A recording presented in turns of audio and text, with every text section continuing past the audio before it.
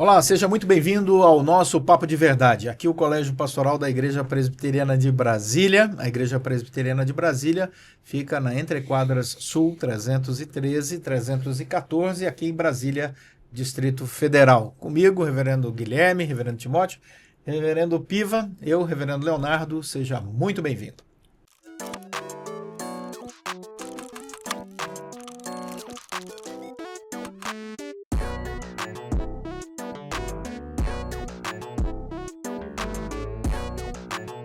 Hoje nós vamos falar sobre a cultura da pressa e a espiritualidade cristã. Bom, primeiro desafio para todos nós aqui é não termos pressa em fazer o nosso podcast. Somos a geração apressada.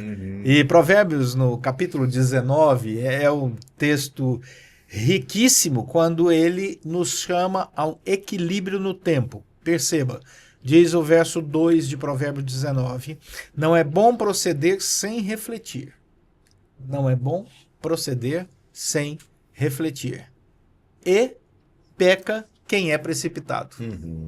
Então o Senhor está dizendo, reflita, não seja precipitado e não faça nada sem refletir. Então parece uma coisa bastante desafiadora para a nossa agenda do dia a dia. Quais são os graves problemas desta cultura da pressa? Vou começar aqui com o Piva para pensar um pouco sobre os graves problemas dessa cultura da pressa. A cultura da pressa.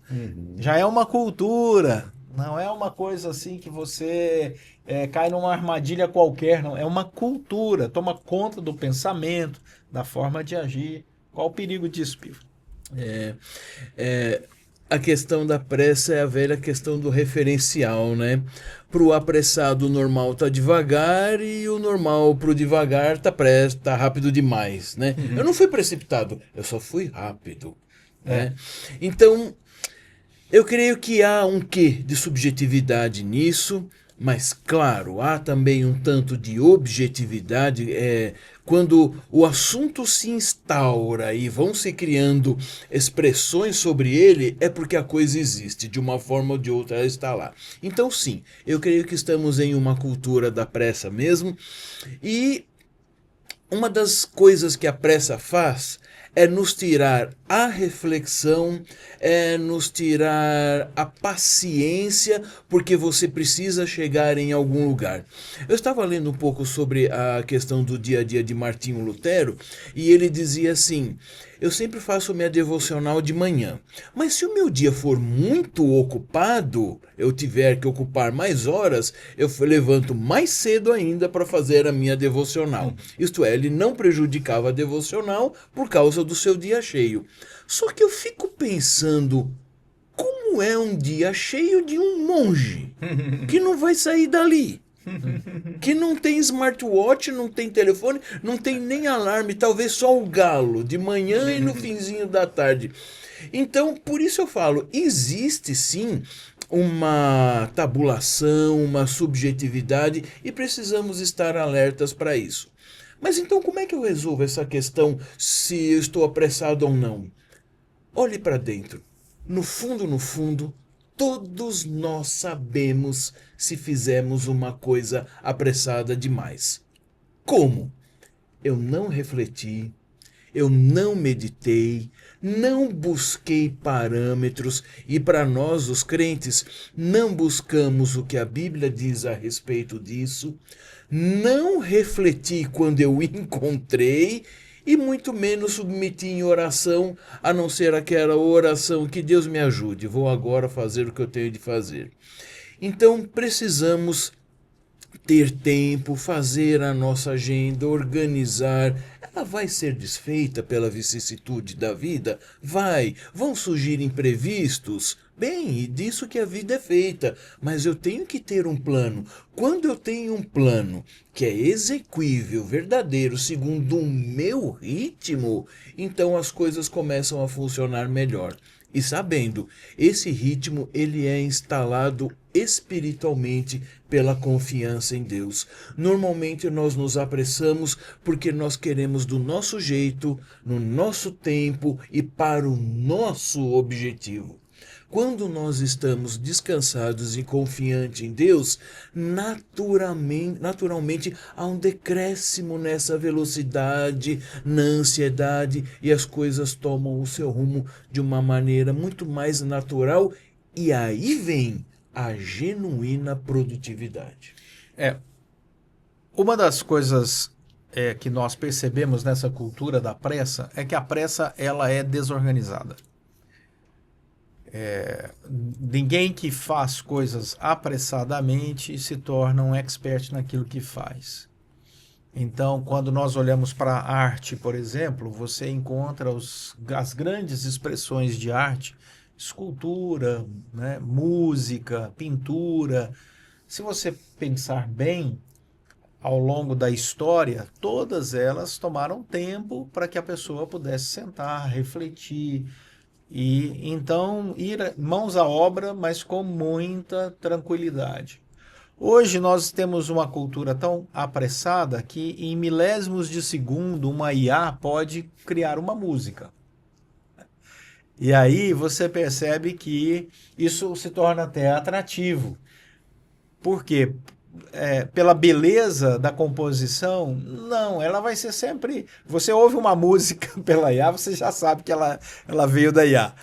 Porque ela não tem aquela beleza da criação, né, do ser humano, do compositor, que vai lá no fundo da alma, traz nuances maravilhosas e assim por diante. Então essa cultura da pressa, ela está gerando uma satisfação pelo básico e não a beleza da excelência. E isso é próprio do consumismo, né, Guilherme? É próprio do consumismo. Eu vou consumir mais, eu vou produzir mais rápido possível para que o outro que está satisfeito com o básico possa consumir o maior volume possível. Sabe o que me lembra isso, gente? Me lembra aquelas lojas de R$ 1,99. Não é verdade? Exatamente. Conforme você foi ali colocando, eu fui lembrando que existem já expressões como, por exemplo, fast fashion, fast food, são comidas, roupas que são rapidamente produzidos, que são feitos para dar algum tipo de satisfação rápida, imediata, e que você não tenha, como bem colocado ali, muito requinte, muito cuidado na sua confecção, e aí falando, por exemplo, de uma roupa na malha, em certas coisas, mas visualmente tá bom, então vamos seguir como se de fato fosse uma coisa produzida em larga escala, né? E o que a gente percebe é que, infelizmente, por vezes nós vivemos os nossos dias assim. Eu me lembro que até pouco tempo atrás tínhamos um banco que ele era 30 horas, né? Que ele dizia que você poderia ter 24 horas dele ali e mais algumas outras horas que teria 24 horas na internet e algumas outras horas na agência, especificamente, como se, na verdade, a gente realmente precisasse ter um dia com 30 horas, né? Que as 24 horas do nosso dia não fossem tão somente elas suficiente para vivermos e fazermos aquilo que precisamos fazer.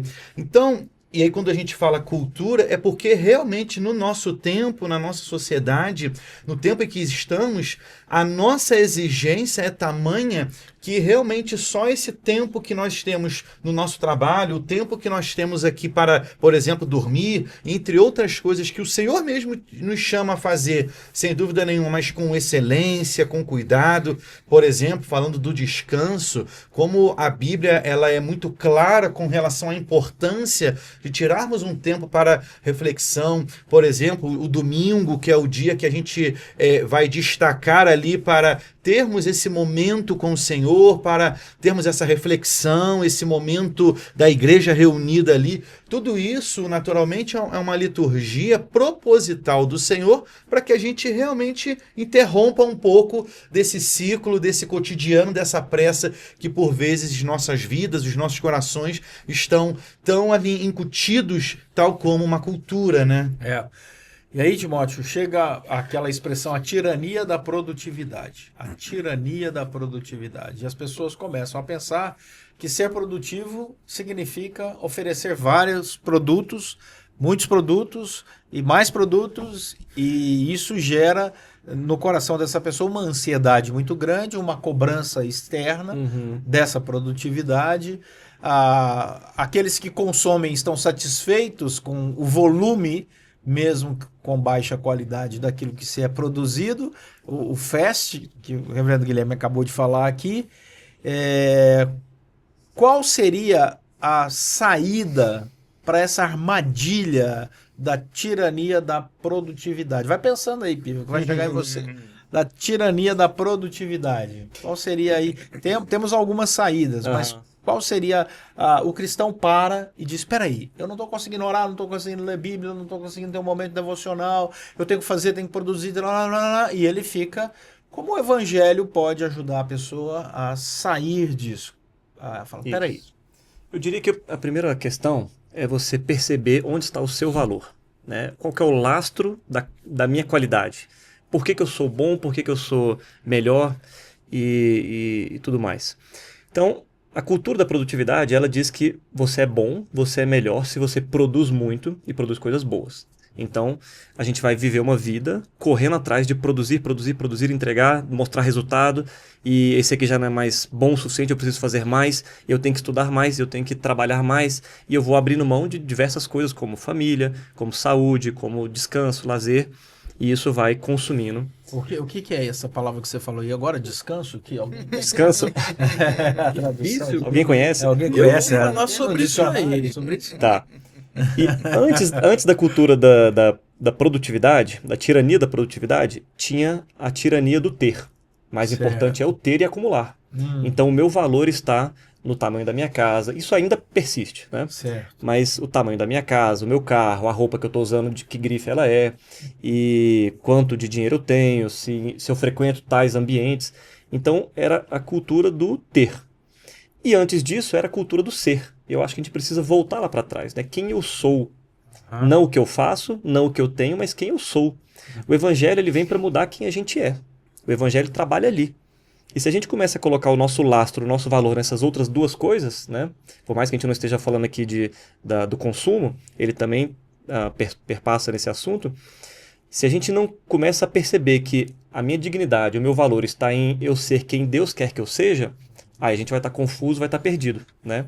Então a gente precisa deixar de se preocupar tanto com a produtividade e com o consumo e se preocupar com quem nós somos. Isso não quer dizer que eu vou ser lento, preguiçoso, não ter um centavo na conta, nada disso. Claro. Acontece que eu vou cuidar disso para então viver aquilo do jeito correto. Excelente, excelente. Então é resgatar o ser e não produzir. E não produzir ou ter. Resgatar o ser. É a primeira luz no final do túnel para alguém sair do tirador. Acho que essa é a primeira mudança, né? Da produtividade. Eu queria dizer algo bastante importante no sentido de como a gente encara as coisas. A gente tende a ficar demonizando as coisas, então temos que ter cuidado com isso. Tem muitas coisas boas, mas que têm o seu lugar. Então, por exemplo, quando não havia quase nada de entretenimento, então alguém ia descansar, o que ele iria fazer? Ele ia sentar na cadeira e ficar lá, ou conversando ou matutando. Ou ele ia para sua varanda e ficava vendo o movimento, simplesmente vendo. Aí veio o rádio. Agora ele pode ficar sentado e também ouvindo. Então ele já não está mais introspecto e refletindo. Não que ele não pense enquanto ouve. Aí vem a televisão, então ele tem o áudio e ele também tem o vídeo, que se no rádio ele ainda podia olhar para algum lugar, para a televisão agora ele tem que olhar para a televisão. E qual é a do momento? Muitas pessoas dizem, eu vou arejar um pouco, eu vou descansar um pouco. E o que fazem? Pegam o celular e ficam no Reels. Já está mais provado por exames cerebrais, circunstanciais e comportamentais que isso não é descanso algum. Descanso é efetivamente não fazer nada. Quando muito pensar nas coisas na calma e no ritmo sem pressa de como é a natureza. Então, eu creio que uma das grandes saídas é você se livrar de qualquer coisa que, por incrível que pareça essa frase, tire o foco do descanso. Porque quando nós falamos em foco, parece que é foco para o trabalho. Aí você não quer distração nenhuma, porque você tem que entregar a coisa. Encare o seu descanso com foco. Eu vou tirar tudo que me tira o foco. Nos primeiros 30 segundos você vai se sentir muito mal. O que eu vou fazer parado aqui? Então você está parado na sala, vem a sua esposa, você está bem? Vem o seu filho, está chateado, pai? Não, gente, eu só estou quieto aqui. Tá bom. Vai ficar estranho para você e para os outros. Mas isso é uma grande saída funcional. Mas e para o crente? É fazer tudo isso que funciona porque funciona. É uma lei universal que Deus deixou. Mas enquanto você está ali, você está pensando nas coisas de Deus, em como resolver aquele problema, que talvez é naquela hora do descanso que surge a conexão. Você não está propriamente preocupado, mas são pensamentos que povoam a sua mente. Calma, tudo bem, deixe vir, mas chame as suas certezas, suas convicções bíblicas, ouça a voz de Deus enquanto você está no seu descanso. Muito vai se resolver. E para finalizar esse ponto assim da minha parte, há tantas ideias práticas que funcionam. Se você está muito bitolado, todo mundo sabe. O que você faz? Levanta um pouco e vai no estacionamento. Vai olhar um pouco o verde. Em 5, 10 minutos, quando você volta, você já tem uma outra mente. É aquele micro descanso, sem os apelos e as coisas apressantes aí da nossa época. Então eu creio que isso é uma saída tanto logística como espiritual. A Escritura Sagrada, inúmeras vezes, chama atenção para a contemplação, a meditação na palavra, a reflexão, o andar, estar perto da natureza. O apóstolo Paulo vai falar em Romanos que a natureza revela o Deus Criador. Você observa a natureza, você vê Deus Criador. Eu vejo muitas pessoas fazendo caminhada no parque, na rua, estão sempre com um fone de ouvido ali. E isso, obviamente, é muito bom. Às vezes você está ouvindo uma boa música, né? Ou este podcast. Pode ser que alguém esteja nesse exato momento fazendo isso. Isso é muito bom. Mas a maioria das pessoas ainda tem muita dificuldade de parar para conversar com Deus. E essas são excelentes oportunidades para você conversar com Deus. É você parar, mesmo que esteja dentro de casa, ali com a janela aberta, e sentar e falar: vou falar com Deus. Eu vou falar com Deus. Eu vou conversar com Deus. Porque Jesus Cristo é o amigo sempre presente. A Escritura Sagrada vai falar isso. Então, agora eu vou bater um papo com Jesus aqui. E isso transforma a cultura, porque a cultura da pressa, ela nos foi vendida. É o que o Piva destacou aqui. Chegou o rádio. É uma inserção cultural, é uma catequese. Ali, aquela pessoa que está falando, ela está direcionando você. Na televisão, da mesma forma. Com Reels, da mesma forma. E as pessoas não percebem essa influência, que a mente dela está sendo ali formatada à luz daquele conjunto de informações para uma cultura da pressa, da produtividade, do ter. E a pessoa vai embarcando.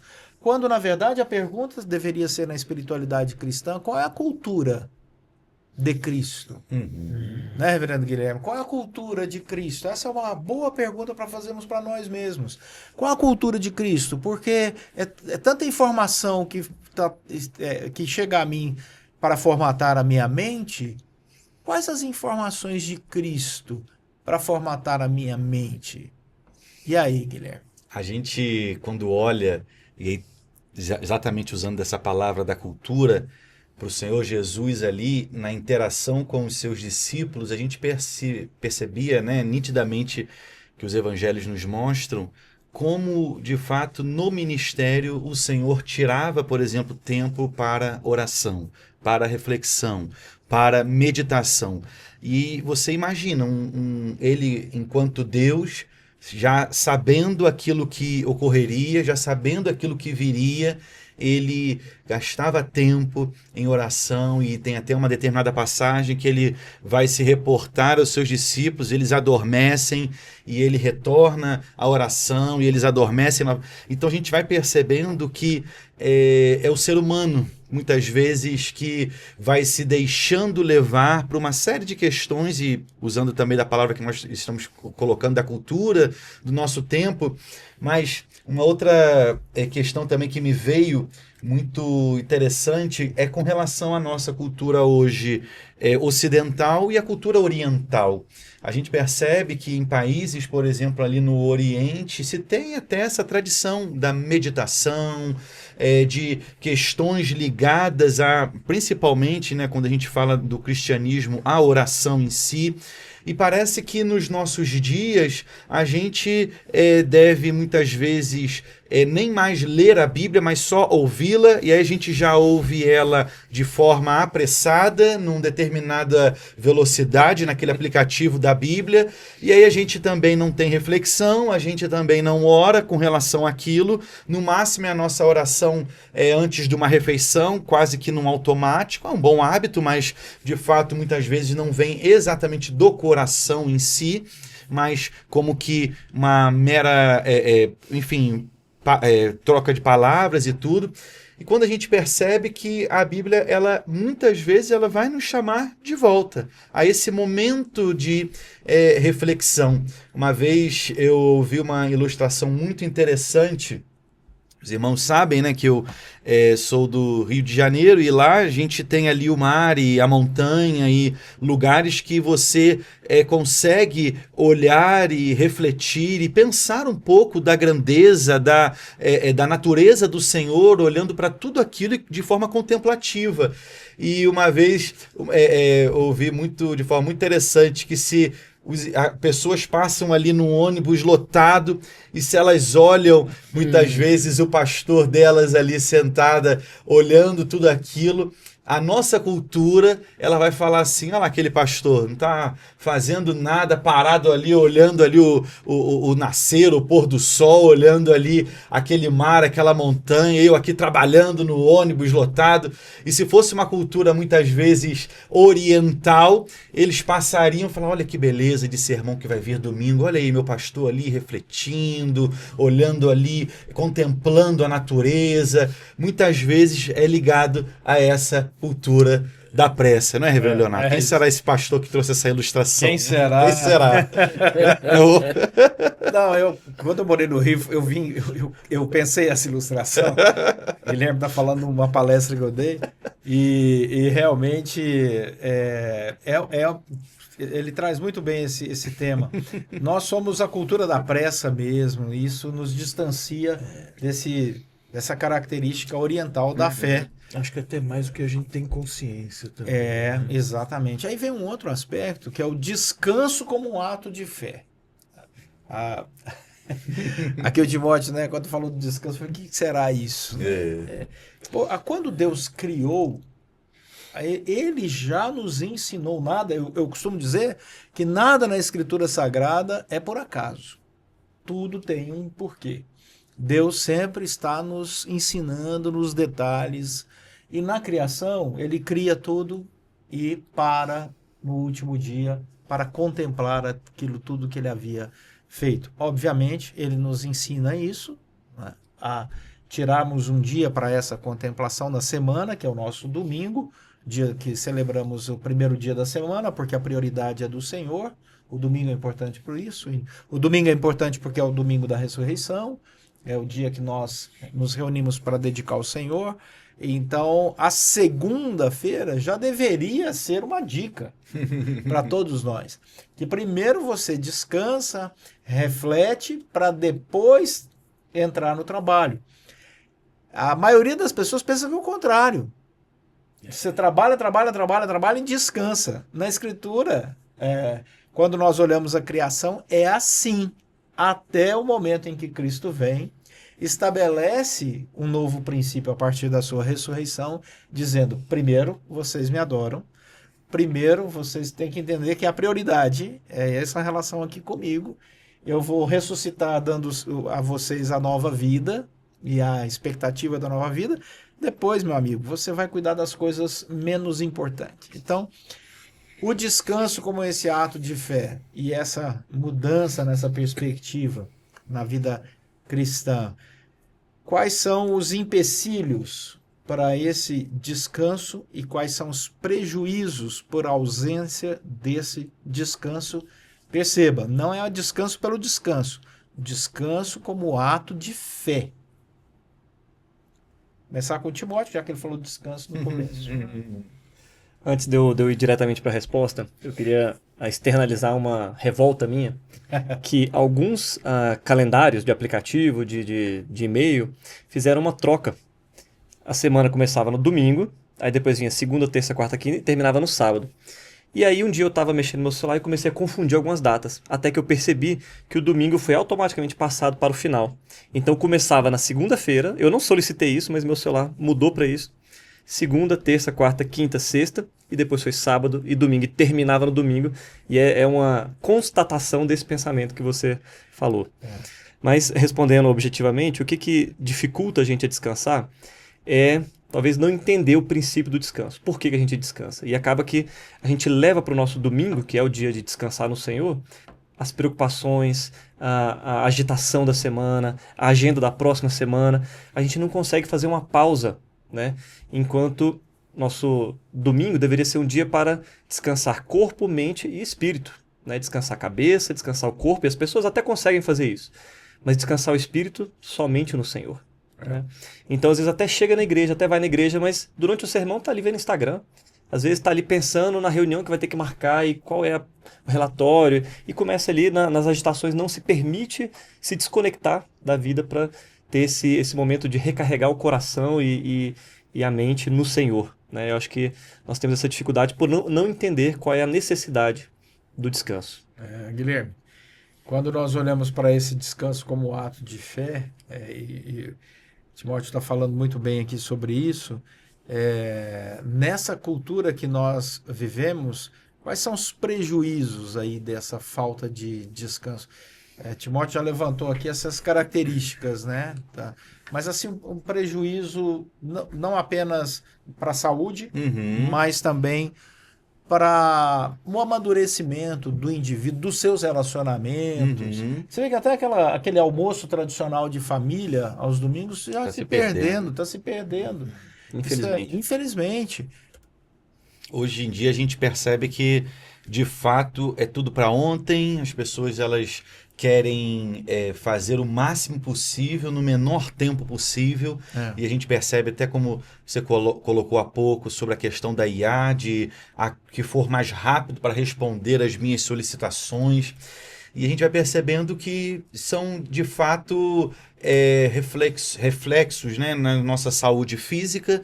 Então percebemos pessoas com uma série de questões ligadas a problemas, né, de todo tipo de ordem, emocional também. A gente percebe também pessoas com dificuldade, inclusive, para dormir, pessoas que têm uma série de questões ligadas, inclusive, à alimentação, comem demais ou comem de menos, ou uma série de questões muitas vezes ligadas a esse tema, a essa questão da falta do descanso, a falta da organização do seu próprio tempo, questões ligadas inclusive a finanças, pessoas que muitas vezes também vão se valer de gastar os seus recursos e não ter nenhum tipo de controle financeiro também pela pressa e por uma série também numa rede social de anúncios e de propostas e uma série de questões que a gente vai percebendo como é uma questão muito mundana desse tempo em que nós estamos, que vai ali cooptando e que são propostas muitas vezes indecentes para nós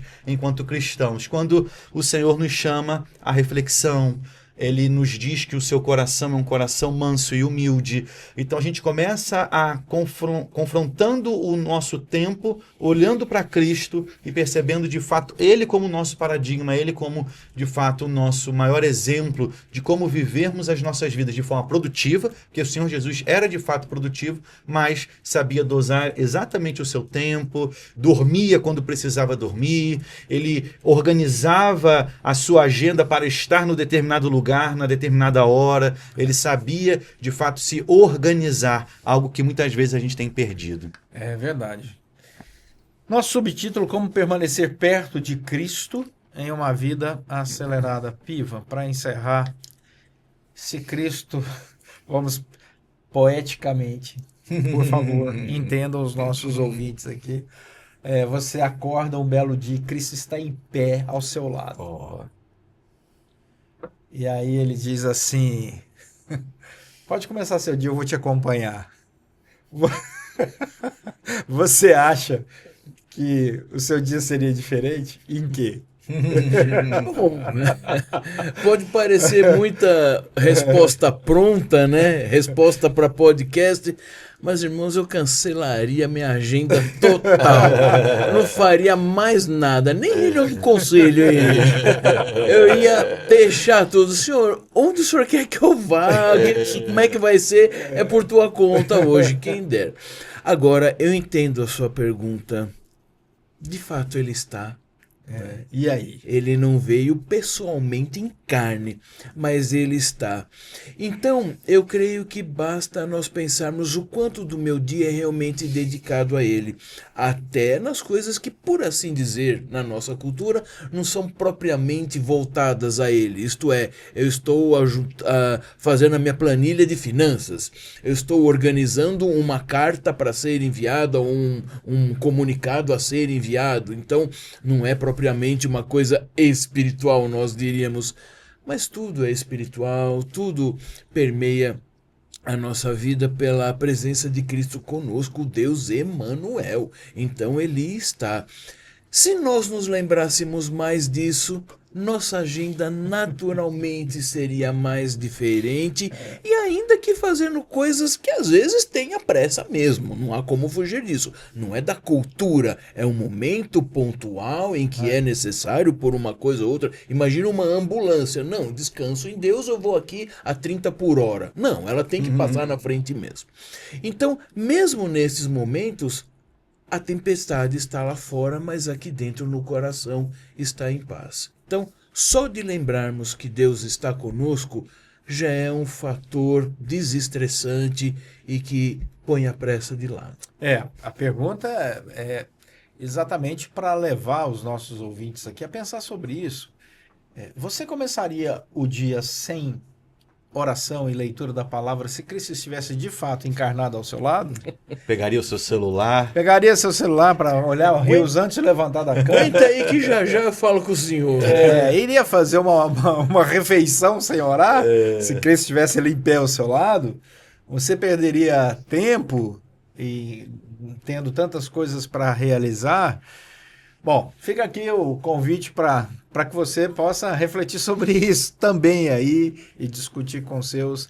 E espero que tenhamos aqui de alguma forma contribuído para a sua reflexão e amadurecimento na fé cristã, porque esse é o grande objetivo aqui do nosso podcast. É que você perceba a relevância da mensagem de Cristo no seu papo de verdade, no seu dia a dia. Que Deus te abençoe e até a próxima.